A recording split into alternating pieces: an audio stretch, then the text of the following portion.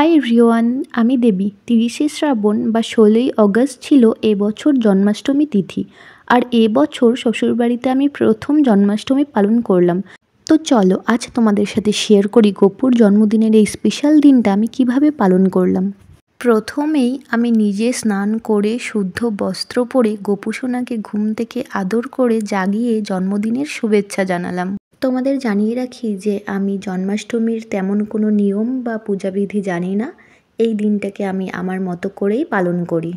তো যাই হোক, গপু সোনাকে ঘুম থেকে জাগানোর পর গপু সোনার স্নানের জায়গাটা আমি ফুল ও পান দিয়ে একটু সাজিয়ে নিয়েছিলাম। গপু সোনার স্নানের জন্য আমি নিয়ে নিয়েছিলাম পঞ্চামৃত।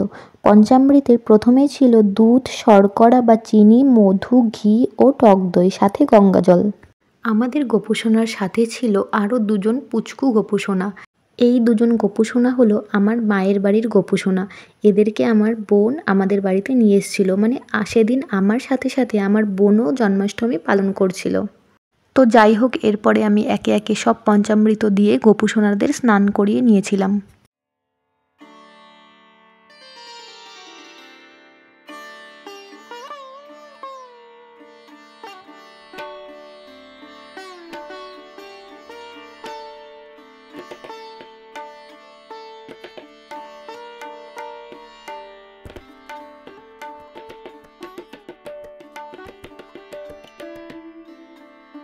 গপু সোনাদের স্নান করিয়ে আমি নতুন জামা ও গয়না দিয়ে গপু সোনাদের শৃঙ্গার করালাম। তোমরা সবাই কমেন্টে জানিও শৃঙ্গার করে আমার গপু সোনাদের কেমন লাগছে।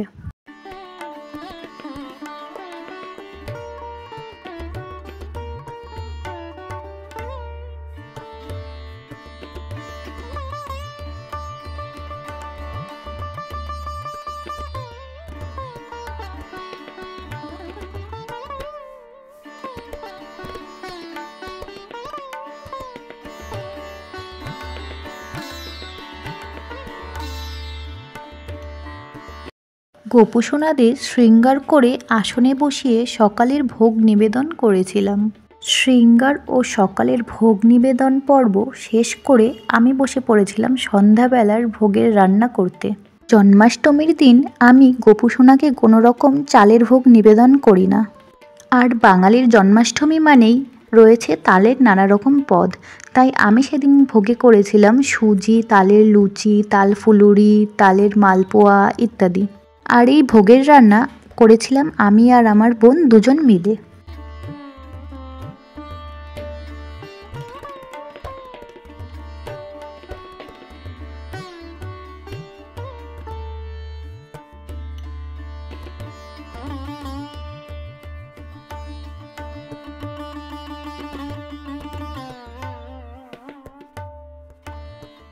ভোগের সমস্ত রান্না শেষ করতে করতে আমাদের প্রায় বিকেল 5:30 বেজে গেছিল।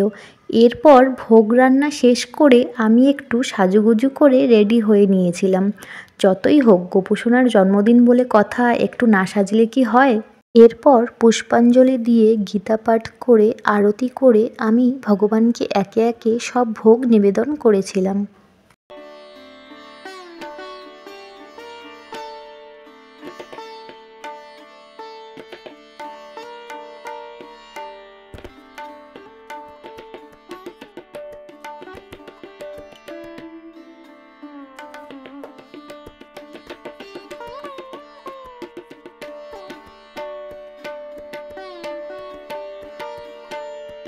পুজো শেষ করে সবাইকে প্রসাদ দিয়ে গপু সোনাদের শয়ন দিয়ে দিয়েছিলাম।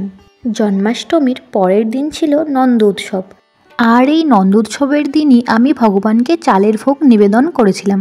তাই সেই দিন আমি খুব সকালে উঠে ভগবানকে জাগিয়ে স্নান করিয়ে আসনে বসিয়ে নিজে চলে এসেছিলাম ভোগের রান্না করতে। সেই দিন আমি ভোগে রান্না করেছিলাম গোবিন্দভোগ চালের খিচুড়ি, লাবড়া ও 5 রকম ভাজা। সেই ভোগ গপু সোনাদের নিবেদন করে ও পুষ্পাঞ্জলি দিয়ে আরতি করে গপু সোনাদের ভোগের প্রসাদ গ্রহণ করে আমি আমার উপোস ভঙ্গ করেছিলাম। তো এভাবেই আমি আমার সাধ্যমতো অতি সহজ সরলভাবে জন্মাষ্টমী তিথি পালন করেছি। আমার গপু সোনাদের ও গপু সোনাদের জন্মদিন পালন তোমাদের কাছে কেমন লাগলো প্লিজ কমেন্টে জানিও।